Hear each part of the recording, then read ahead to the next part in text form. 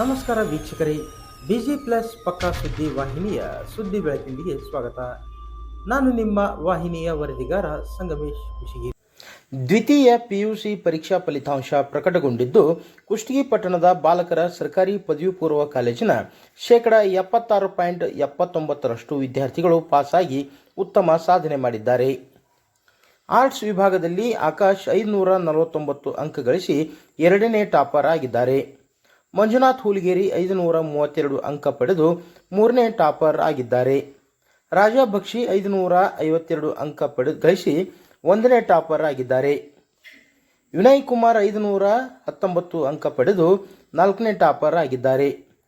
ವಿಜ್ಞಾನ ವಿಭಾಗದಲ್ಲಿ ಬಸವರಾಜ್ 521 ಅಂಕ ಪಡೆದು ಒಂದನೇ ಟಾಪರ್ ಆಗಿದ್ದಾರೆ.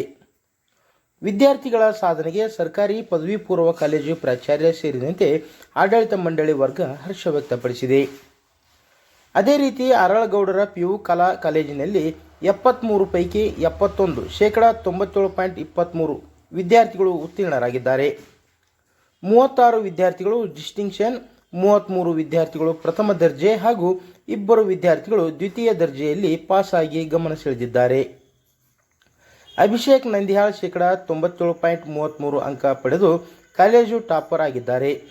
ಶ್ರೀನಿಧಿ ಮ್ಯಾಗಳಮನಿ ಹಾಗೂ ಮಾಳಪ್ಪ ಮೇಟಿ 96.66%, ಸೃಷ್ಟಿ ಮ್ಯಾಗಳಮನಿ 96%, ಶಿಲ್ಪಾ ಈಳಿಗೆ 95.66%, ಗೀತಾ ಕಂಬಳಿ 95.16%, ರೇಣುಕಾ ಅವತಾರ್ 95%, ಭಾವನಾ ಯಾಪುಲ್ದಿನಿ 94.33% ಅಂಕ ಪಡೆದು ಡಿಸ್ಟಿಂಕ್ಷನ್ ಟಾಪರ್ ಶ್ರೇಣಿಯಲ್ಲಿ ಉತ್ತೀರ್ಣರಾಗಿ ಕಾಲೇಜಿನ ಕೀರ್ತಿ ಹೆಚ್ಚಿಸಿದ್ದಾರೆ. ಕಾಲೇಜಿನ ಪ್ರಾಚಾರ್ಯ ಶಿವಕುಮಾರ್ ಅರಳಗೌಡರ್ ಹಾಗೂ ಉಪನ್ಯಾಸಕ ಸಿಬ್ಬಂದಿ ವಿದ್ಯಾರ್ಥಿಗಳ ಪರೀಕ್ಷಾ ಸಾಧನೆಗೆ ಅಭಿನಂದಿಸಿದ್ದಾರೆ.